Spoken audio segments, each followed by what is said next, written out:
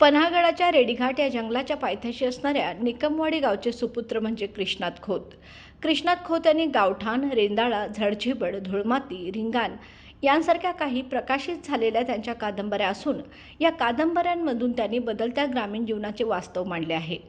रिंगाणमधून त्यांनी धरणग्रस्तांच्या भावना मांडल्या असून या कादंबरीला 2023 साली साहित्य अकादमीने पुरस्कार देऊन पन्हाळा तालुक्याचे नाव जगभर पोहोचवल्याबद्दल कृष्णात खोत यांचा पन्हाळा शहरवासियांच्या वतीने नागरी सत्कार आयोजित केला होता.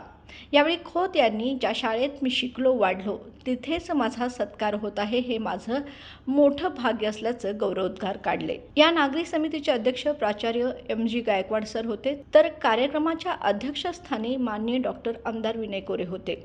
अध्यक्ष म्हणून प्राचार्य अभयकुमार साळुंके होते. तसेच शिक्षण नेते दादा लाड, साहित्यिक अकादमी पुरस्कारकर्ते कोल्हापूरचे शिवाजी विद्यापीठाचे माजी मराठी विभाग प्रमुख डॉक्टर राजस कवस प्रमुख उपस्थितीत होते. यावेळी राजस कवस यांनी आपले मनोगत व्यक्त करताना सांगितले की लेखक हा कायम विरोधी पक्षाचं काम करत असतो.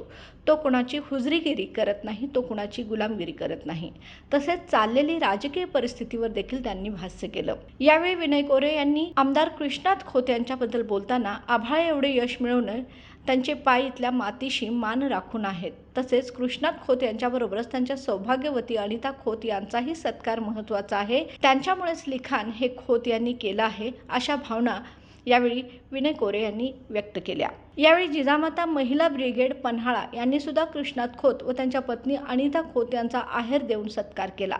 यावेळी सत्काराचे नियोजन दीपक दळवी, महेश कुराडे, चैतन्य भोसले, माजी नगराध्यक्ष विजय पाटील, आसिफ मोकाशी, माजी नगरसेवक अख्तर मुल्ला, सुभाष गवळी, ज्येष्ठ पत्रकार राजू मुजावर, आनंद जगताप, नितीन भगवान, राजू दळवी, नागरी सत्कार समितीचे सर्व पदाधिकारी, गावकरी व बांधार येथील नागरिक उपस्थित होते.